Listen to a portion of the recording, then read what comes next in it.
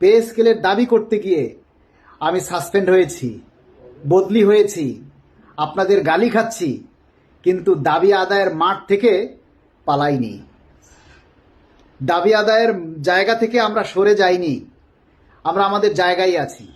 আমরা সবাই pay scale চাই, অল্প দিনের মধ্যেই গেজেট চাই, এমনকি পারলে আগামীকালকেই আমরা গেজেট চাই। কিন্তু সেই কথাগুলি বলার মতো মানুষ নাই। আমাদের সরকারি কর্মচারী ভাই বোনদের অবস্থা এখন দেখলে মনে হয় সবাই পে স্কেলের গেজেট পেয়ে গেছেন, পে স্কেলের টাকা দিয়ে আপনারা বাজার করে খাচ্ছেন, আর তাই নাকে তেল দিয়ে আপনারা নিশ্চিন্তে ঘুমাচ্ছেন।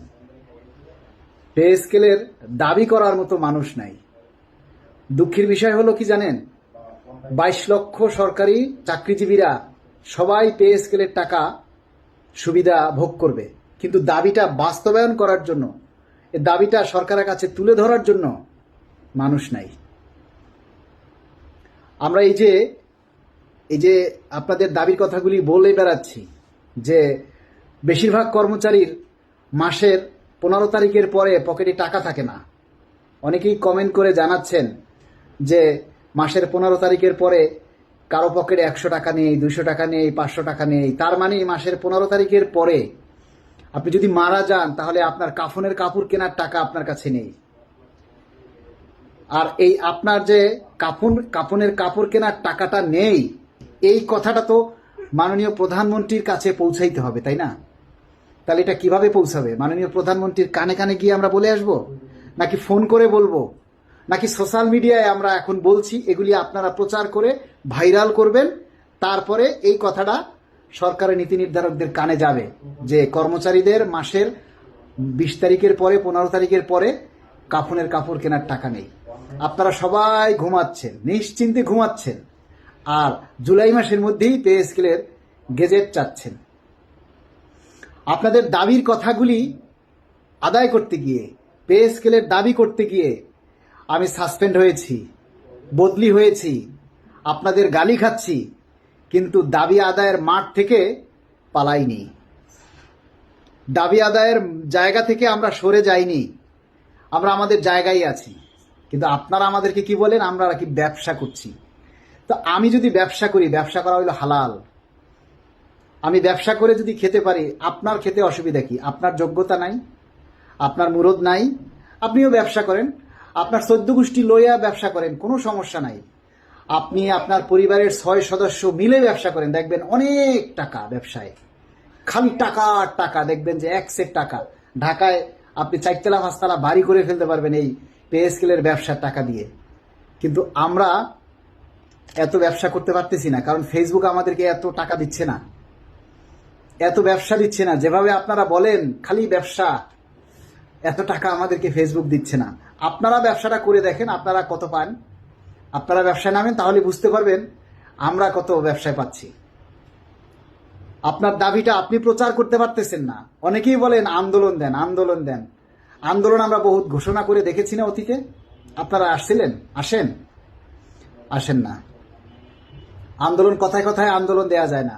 ও রাস্তায় গিয়ে খাড়াইয়া থাকলে আন্দোলন দিলে আপনাকে অনেকেই দেখবে না। আর সে আন্দোলন, রাস্তায় যদি আপনি আন্দোলন দেন, সে আন্দোলনটাও আপনার এই সোশ্যাল মিডিয়ায় কিংবা ফেসবুকে প্রচার করে সরকারের নজরে দেখাইতে হবে যে আন্দোলন হচ্ছে। নাকি সরকার যে আপনারা আন্দোলনের জন্য রাস্তায় দাঁড়াই থাকবে দেখার জন্য রাস্তায় গিয়ে শাহবাগ গিয়ে দাঁড়াই থাকবে? সরকারের নীতি নির্ধারক যারা আছে তারা কি শাহবাগে, শহীদ মিনারে গিয়ে দাঁড়াই থাকবে আপনি আন্দোলন করতেছেন? নাকি সেটাও এই ফেসবুকে, সোশ্যাল মিডিয়ায় বিভিন্ন সাংবাদিকের মাধ্যমে প্রচার করে সরকারকে দেখাইতে হবে, তাই না? তা এই যে এখন আমরা কথা বলতেছি, এটা আন্দোলন না? এই যে সাহস নিয়ে কথা বলছি, পে স্কেলের দাবি বাস্তবায়নের জন্য দ্রুত প্রজ্ঞাপন জারির জন্য কথা বলছি, এটা আন্দোলন না? এটা অনেক কঠিন আন্দোলন। এইটা করতে গেলে হিম্মত লাগে, বরিশালের পোলাওয়া লাগে। এই কথাগুলি বলতে গেলে দম থাকা লাগে। দম বোঝেন? শরীরে দম থাকা লাগে। আর এই দম থাকতে গেলে সরকারের পক্ষে কথা বলতে হবে। কখনো সরকারের বিরুদ্ধে গিয়ে আন্দোলন করা যাবে না। হ্যাঁ, এখন যেটা বলছি এটাও আন্দোলন, আন্দোলনের একটা পার্ট।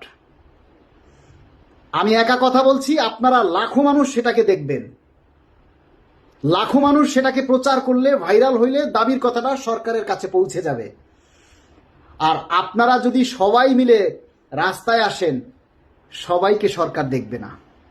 কিন্তু আমি এই যে কথা বলতেছি, এটা যদি আপনারা সবাই মিলে প্রচার করেন, তাহলে সরকার সেটা দেখবে। এটাকে বলে অনেক কঠিন আন্দোলন, এটা সবাই করতে পারে না। ঢাকা শহরে তো ব্যাঙ্গের ছাতার মতো সংগঠন আছে, জাতীয় সংগঠন আছে, ইন্টারন্যাশনাল সংগঠন আছে, কই হেতারা? হ্যাঁ করে শুনছেন? এই পে স্কেলের দ্রুত প্রজ্ঞাপন চাই, গেজেট চাই, এগুলি নিয়ে একটা বক্তব্য এভাবে বলতে, আমার মতো এভাবে একটা কথা বলছে, দেখছেন, শুনছেন? আন্দোলন খালি ওই শাহবাগে গিয়ে খাড়াই থাকলে আন্দোলন হয় না, প্রেস ক্লাবের সামনে গিয়ে গলা ফাটাইলে আন্দোলন হয় না। দাবির কথাগুলি সরকারের কাছে তুলে ধরতে হবে, ন্যায়সঙ্গত দাবির কথাগুলি প্রচার করতে হবে। আপনারা প্রচার করেন না। আপনারা 22 লাখ পরিবার পে স্কেলের সুবিধা ভোগ করবেন, বাট এটা প্রচার করবার কালে কেউ নাই। তাহলে দাবির কথাগুলি কিভাবে সরকারের কানে যাবে বলেন? সরকারের কানে তো যাইতে হবে। বরং এই সরকারকে আমরা সাধুবাদ জানাই, কৃতজ্ঞতা জানাই, মাননীয় প্রধানমন্ত্রীকে আমরা স্যালুট জানাই। কেন স্যালুট জানাই জানেন?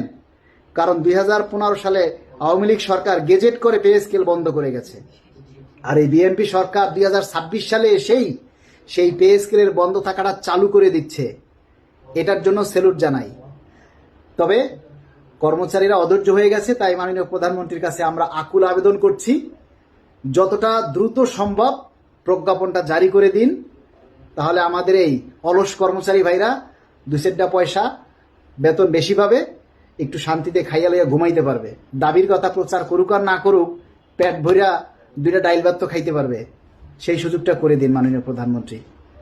ধন্যবাদ।